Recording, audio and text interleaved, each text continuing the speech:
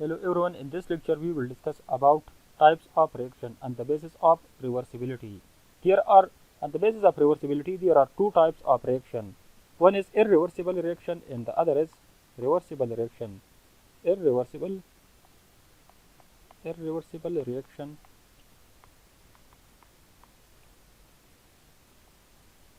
reaction, and the other is reversible reaction.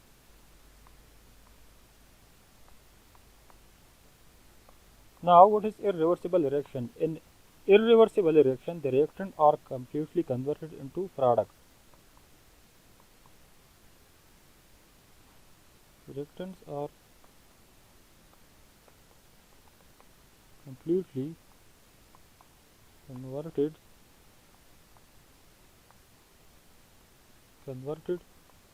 into product. So, irreversible reaction.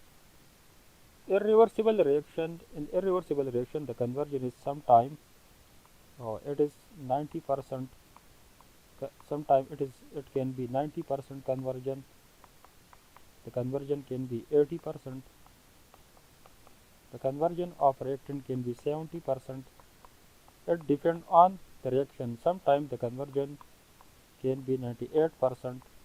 The reactant are converted into product to very high extent. The reactant are completely or nearly completed into product in the irreversible reaction. Like irreversible reaction are like chemical changes.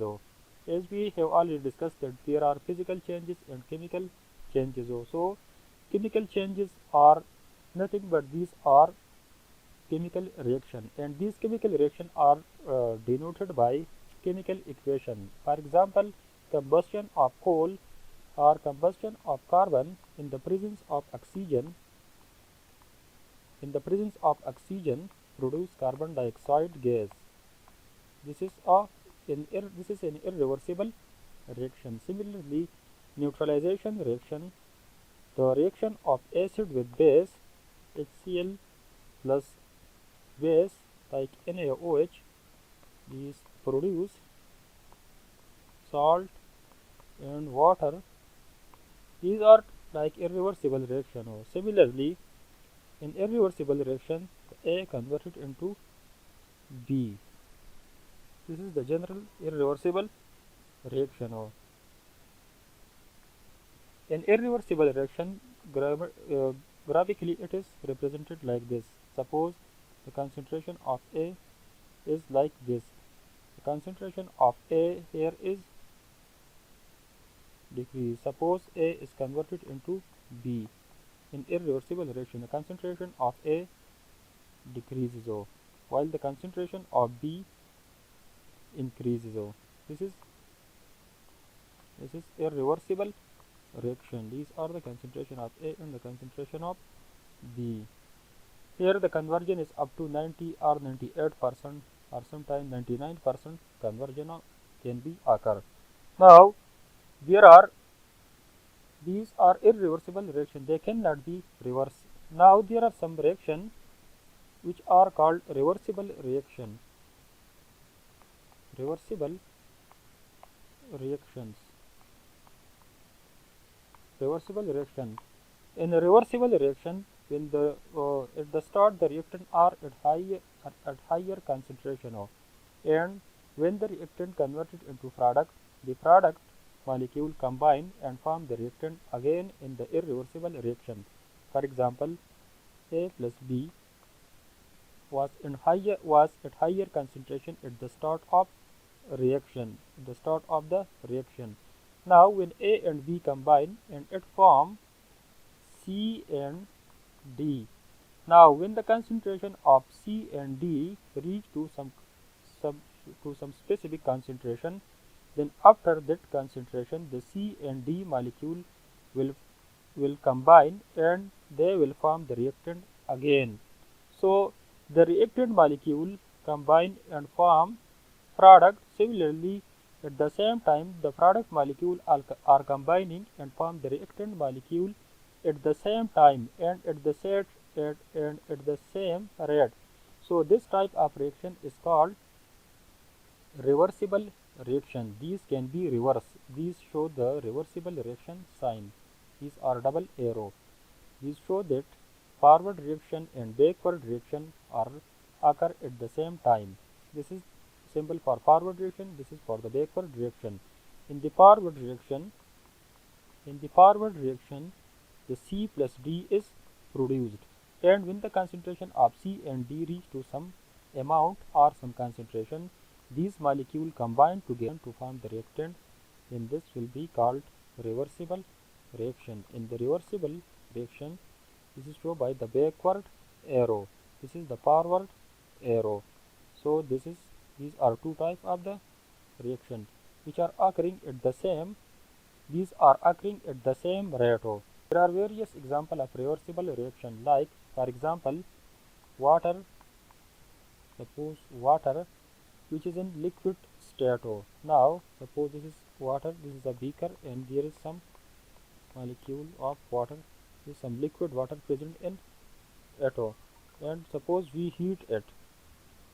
Now when we heat it at 100 degrees centigrade and 1 atm pressure, the water molecule will convert it into vapor.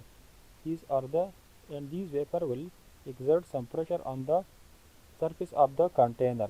Suppose this is the piston, it will exert some pressure on the piston.